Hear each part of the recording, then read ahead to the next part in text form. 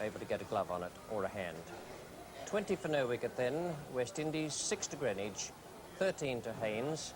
And tomorrow, I think, quite obviously, will be the crucial day of this Test match. It's the day where the England bowlers can win the match. They say that bowlers win matches and batsmen quite often save them or give the bowlers the chance by making enough runs. Well, there's not many runs to play with tomorrow, and England's bowlers have to return the compliment shown them by the West Indians. Put England in and bowl out the old enemy for only 143. Good night. A nasty, grey, dull day at Headingley, and what better conditions for the England bowlers to bowl out West Indies after they themselves had made only 143 yesterday. West Indies started today, the second actual playing day of this match, at 20 for no wicket. Greenwich and Haynes, the not-out batsman. The pitch, well, I should be very surprised if today it doesn't play all manner of tricks. Variable heights yesterday, a lot of movement off the seam, and we still don't know if the ball is going to turn. No spinner yet has brought over his arm. We pick up play now in the 4th over of the day. Chris Old is the bowler. He's coming in to bowl to Gordon Greenwich from the Kirkstall Lane end of the ground. The score is 30 for naught. West Indies have added just 10 to their overnight total.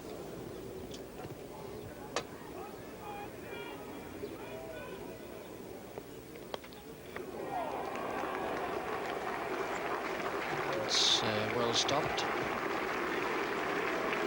I suppose in the sense that it hit him on the full. Must have been some sort of chance of him hanging onto it. Read all sorts of stories about fieldsmen crossing their arms and closing their knees and taking miraculous catches. But in that instance, it just didn't stick.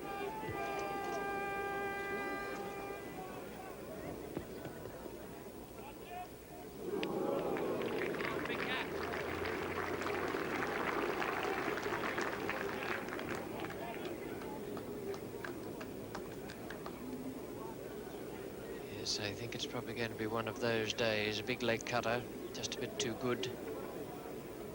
John Abrams, he's taken Graham Stevenson's place as 12th man. He's on subbing at the moment for Brian Rose. And a bit of movement away from the bat there. Now that's the one Chris Old's been looking for. Oh, didn't it go? Sharp leg break.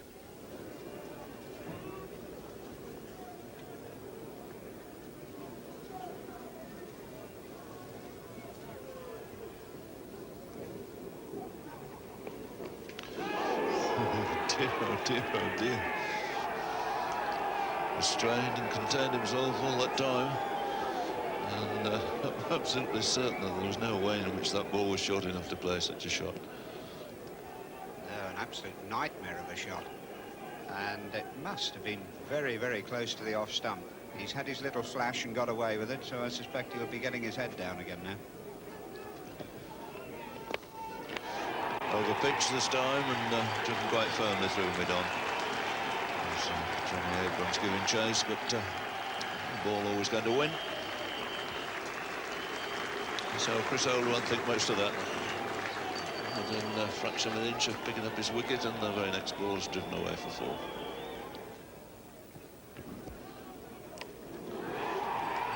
That's middled very effectively all right this time. Loose delivery there from both of them, and he's very cross with himself about that.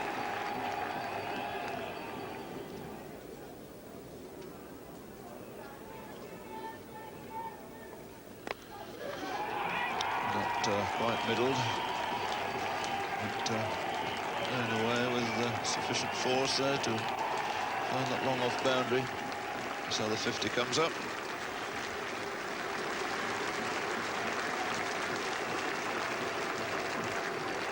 52 on the board in the 21st over. 26 of those to Haynes, 20 to Greenwich.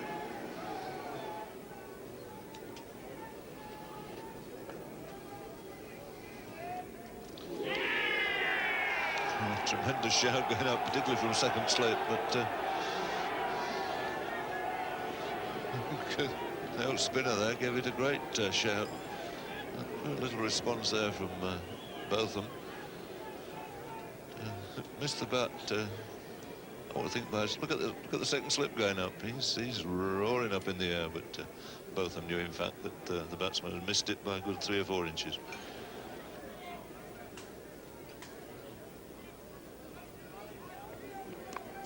And that'll be 4. The outfielder's quickened up here at Headingley, and that's running down the slope.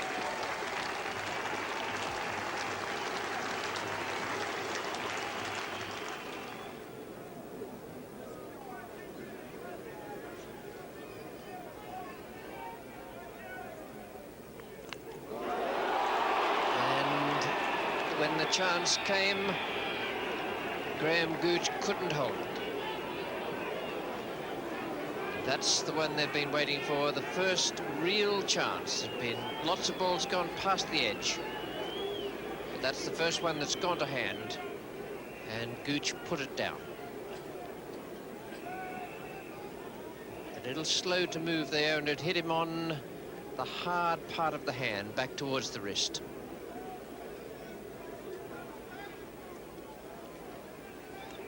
John Embury. He's about to bowl his first over. This is the 33rd of the innings. And it's happened at long last. And John Embury, willed on by many of us, has finally achieved the breakthrough. 83 for 1. That was a good innings from Desmond Haynes. And not just the wicket as being acclaimed by the crowd there, but also the fact that Haynes has stuck at it yesterday afternoon and right through to within 10 minutes of lunch today. 83 for 1. And a very good performance from Desmond Haynes. And the ball is turning. Not turning quickly. There's no grass or firmness about the pitch.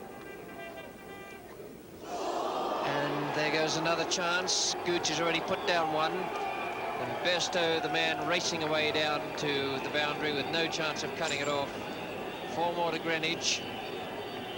And this has been a most exciting and frustrating session. And that should have been too far. Gordon Greenwich is 30. He too has played well. Haynes and Greenwich quite out of character on a pitch that really doesn't lend itself to too much stroke play, an orthodox variety, and they had a great opening partnership of 83. The shout was catch it, it went in the air. It's got Vivian Richards off the mark. Just 5 more runs added to take that lunchtime score along to 95 for 1. Plenty of dramas in the morning. My word, the ball did move off the seam, just as we thought it might, and it was one of those things where we had to wait a long, long time to see if the ball would turn. As soon as John Embury came on, it was nice to see him pick up the scalp of Desmond Haynes. Well, we pick up play now after lunch. It's the 4th over, and it's John Embury bowling to Vivian Richards. Wonder of wonders, it's an off-spinner. We have another one in the commentary box, and the West Indies have moved along to 99. Well, he doesn't like to be pinned down, this man Richards. No way, I don't think that they can bowl to him very long with that sort of feel. Hammers it for 6 over long on. And showing that it's very difficult for any off-spinner to bowl to Viv Richards without a man out. And immediately they're both of them up to have a word with Embury. So a fine way to bring up the 100 for West Indies. Cluster of close fielders, and that's the Richards answer.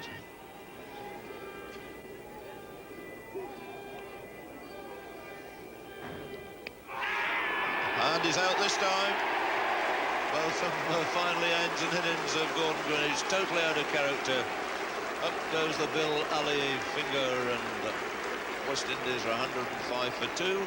34 then for Gordon Greenwich, falling LBW to both of them.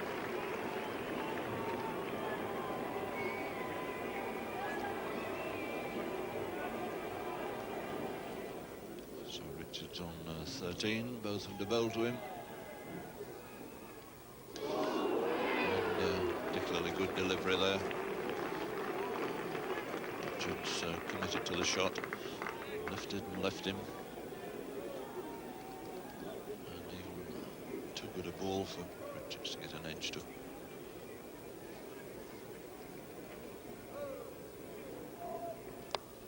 It's a lovely shot from the front foot, 4 runs all the way. Richards moving on to 17 now. Total to 110 for 2.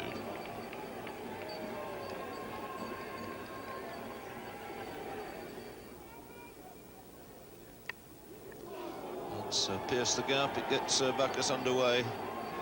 Peter Willey giving chase with Ember in support. Little back heel. Coordination not of the greatest between the two. And 5 Bacchus gets off the mark with 3 runs. No real justice here for Chris Old. Built a very good length and line. Longish spell. Could so easily have had a couple of wickets. But still to take one. And there again, it's 4 fairly streaky runs for Viv Richards. They all count, but had no intention of finding that particular boundary here.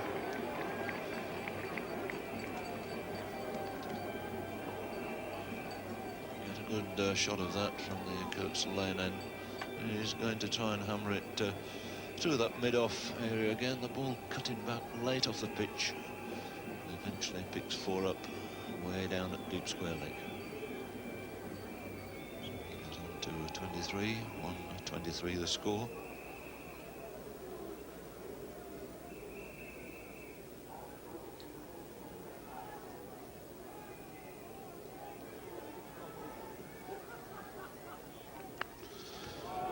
It's beaten cover point.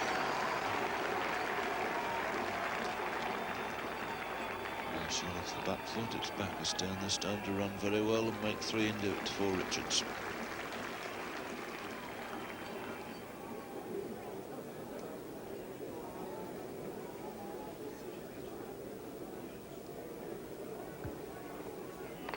And he's gone, inside edge. And Chris Old has broken through with the assistance of the batsman. A little bit of ill fortune there for Vivian Richards, but at long last, England have had a little bit of good luck.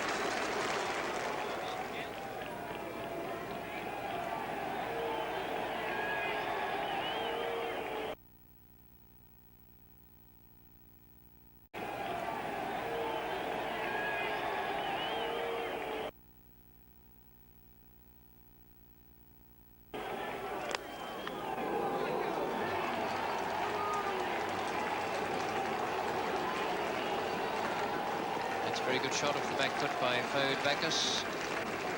Takes him now on to 11. Fletcher on 2.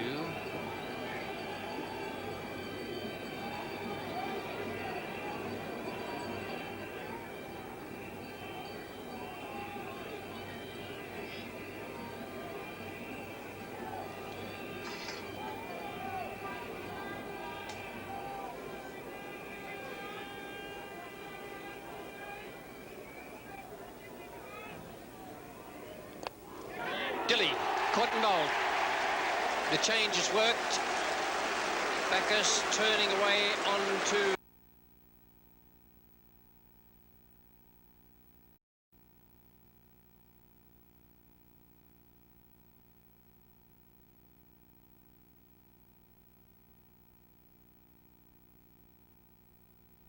Simple catch to Dilley.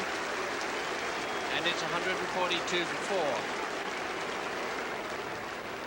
And this was definitely a case of the wicket. The ball just held up a little bit. Bacchus playing it on the onside. And a gentle catch back to Graham Dilley. And England fighting back here. As well they need to.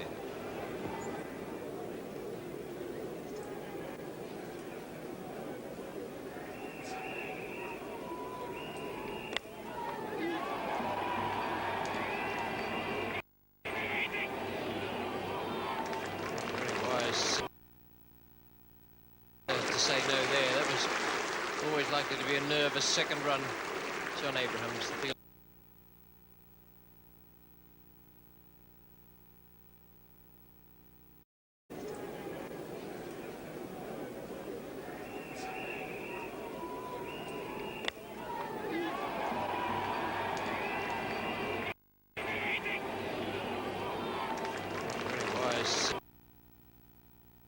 To say no there. That was always likely to be a nervous second run. John Abrahams, the field.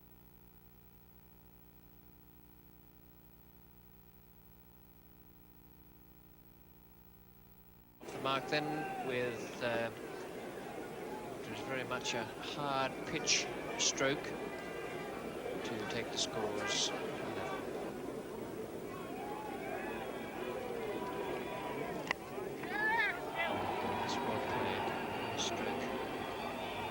The fielder. 150 on the board now, so it's a lead of 7 runs, 6 wickets in hand. Every run now priceless for West Indies and difficult for England.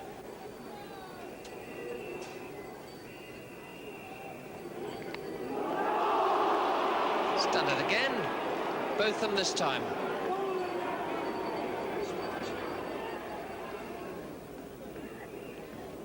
Ian Botham trouble there when he missed that catch off Chris Old, the finger, retiring, and the interesting thing, he was going to captain England in the meantime. Brian Rose must be a candidate. He's already off the field. One would anticipate it that Jeff Boycott really must take over. Boycott gone into a third slip anyway now.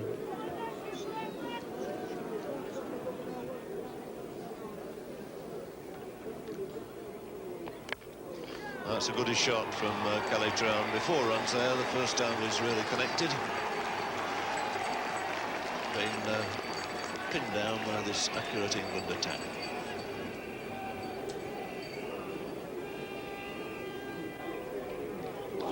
He's gone this time, the edge is there, and Bairstow has made the catch. Good bowling change made by Boycott here, bringing Gooch on. And he's broken this very stubborn partnership. Collis King goes for 12, which leaves West Indies now 170 for 5.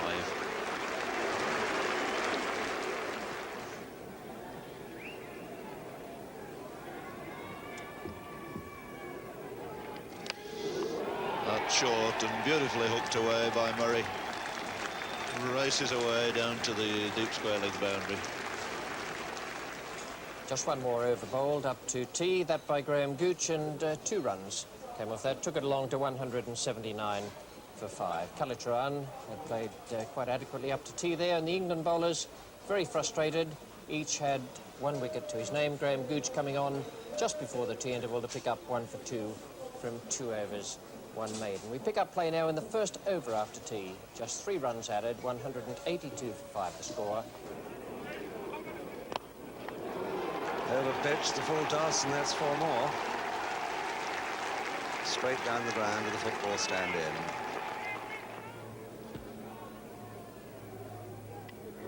Gone. Derek Murray, that was an absolute beast of a ball. It fairly exploded from just short of a good length. John Embury taking the catch, pouching it neatly, and it's 198 for 6.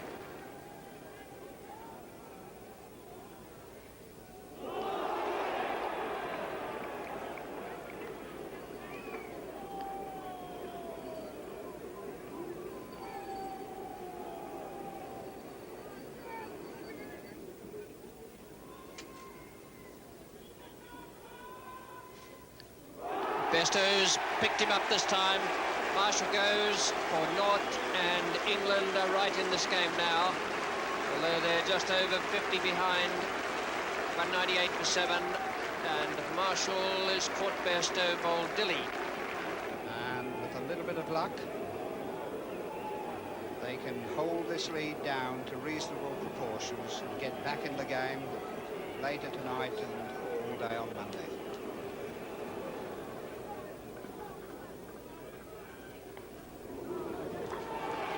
There's 4 of them.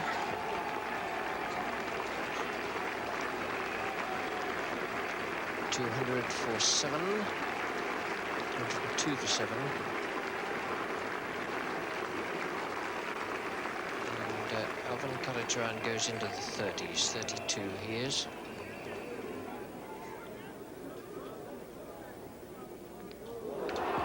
That's a good safe catch there to John Embury. Joel Garner's gone without scoring. 207 for 8. Kallicharran is still 37 not out. And Graham Gooch picks up another wicket. Graham Dilley now new over to Kallicharran. And he's got a big out this time, yes. Dilley strikes again. Wayne Larkin's at cover. Kallicharran gone for 37, and wickets tumbling here, and Headingley all over the place. 207 now for 9.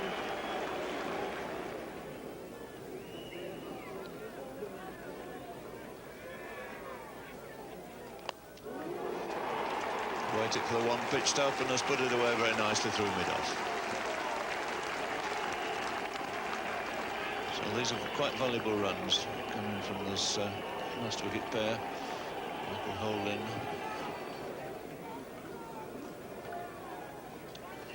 It's all now to Holding. And he's found a big gap on the leg side. It's belted away to square leg for 4. It's not been one of the greatest days for watching cricket. It's been quite cool out there most of the day. Great shortage of sunshine. Disappointment to them all on Thursday when no play was possible at all. But they're here in good numbers today.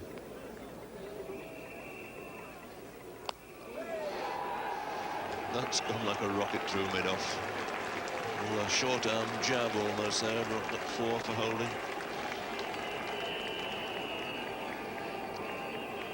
One of those days for bowlers.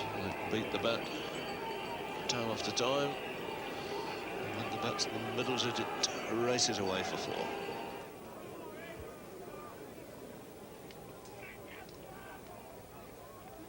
And there's the end. Michael Holding plays on. Bowled old 35. Colin Croft not out 1. The West Indies innings ends at 245. A lead of 102. And that's a very dangerous looking lead on this pitch. Indeed, it was a very dangerous looking lead, and the ball had moved around so much that it was quite clear the bowlers would remain on top for the rest of this game.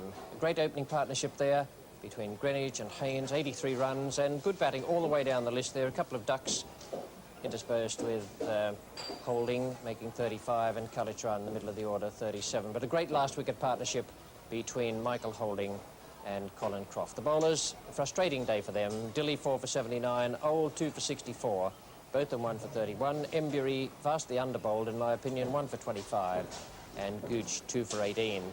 And by the close, 20 minutes to bat, England had made 22 without loss. Gooch not out 12, Boycott not out 9. They had to get through 5 fiery overs, 3 of them from Michael Holding. He only got to go at Jeff Boycott towards the end of the day, and he beat him with an absolute beauty, just about 3 balls from the close of play. Boycott and Gooch survived, 22 without loss. The lead for the West Indies now is 80. Today was most intriguing. I can tell you that Monday, when play resumes, will be equally so. The ball is very much on top. It's moving off the seam both ways.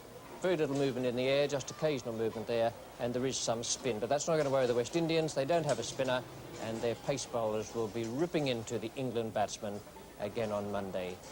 The men who have to give England a great start, those 2 who were there at the close of play tonight, Graham Gooch, staunch, and he's been around since 1975, courageous. Geoffrey Boycott, a true professional and a great player. They must give England a good start if they're to have a chance of squaring this series. Good night.